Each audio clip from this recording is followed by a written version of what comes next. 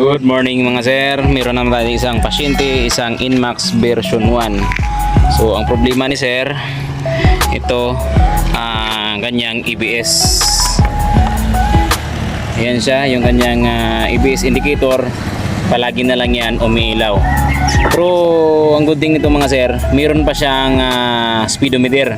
So ito, pag ito nangyari sa inyong motor, ang ibig sabihin niyan, doon yan sa motor. Need lang linisan yung kanyang bearing. Kung malaki na talaga yung kalog niya, kailangan na yung palitan. So at ito mga sir, wala siyang brakes on hand. Ayan, oh.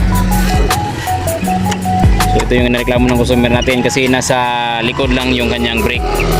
So ito mga sir, try natin road test kung totoo ba talaga yung sinasabi niya na hindi na mamatay yung kanyang EBS indicator.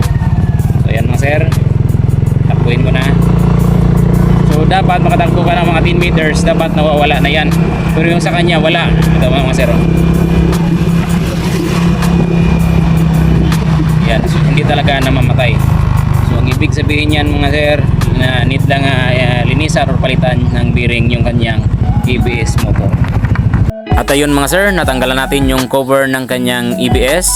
At ang gagawin natin dito, kukuha lamang kayo ng flathead screwdriver at tusukin lamang yung pin sa may lock ng socket ng EBS. So ayan mga sir, diinan nyo lang konti at huhugutin palabas.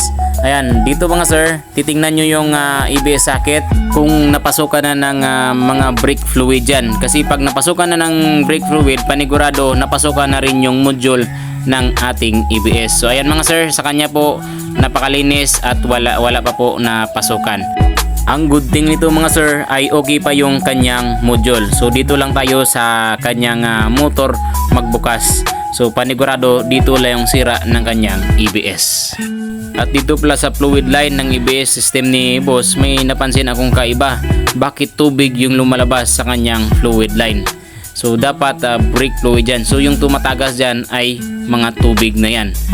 At ito na yung EBS motor ni boss. So dito gagamitan lamang natin ng power type na Allen screw para tanggalin yung dalawang screw bolt dyan sa kanyang motor. At yung EBS motor pala ni boss ay may bakas na repair ito dati, pero baka hindi lang pinalitan ng mga bearing yung loob niya. Dito mga sir ay nakikita natin kung ano yung problema ng kanyang EBS motor. So yung bearing pala na maliit ay hindi na po yan umiikot. So talagang nagkalawang na po yan siya. So ang salarin yan mga sir ay yung tubig na nakapasok sa kanyang EBS motor. Kaya na ganyan yung nangyari. So ang gawin natin dyan mga sir, so tatanggalin natin yung kanyang dalawang bearing dyan at yun yung palitan natin. So check din natin yung kanyang carbon brush kung okay pa ba. Sir, linisan lang natin ng gasolina ang kanyang housing ng kanyang bearing at saka yung iba pa niyang mga parts na pwede hugasan ng gasolina gaya ng carbon brush, yung kanyang armature at saka commutator at saka housing ng kanyang armature. So ayun mga sir, linisan muna natin.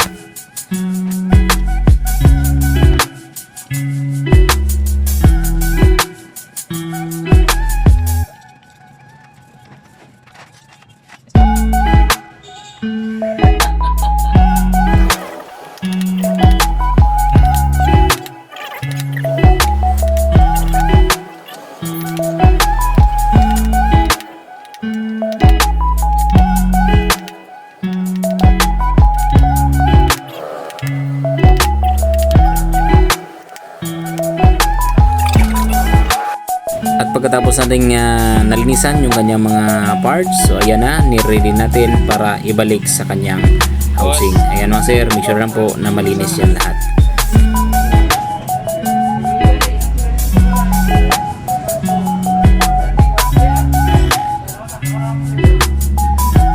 Mga sir, pwede bang makahingi ng kunting pabor? Kung nakatulong sa iyo ang video ito, pwede bang pa-like and subscribe naman ng ating YouTube channel at pa-like at saka pa-follow naman sa aking Facebook page. At ito na mga sir yung ating finished product, yung ginawa natin. So ayan mga sir, try nating i-test run. So ayan, first ilaw yung ABS at saka maya maya ay mawala na yan. So ayun sir, nawala na yung kanyang ABS indicator at all goods na yan mga sir. So thank you so much for watching. Don't forget to subscribe our channel mga sir. Thank you so much sa inyong suporta.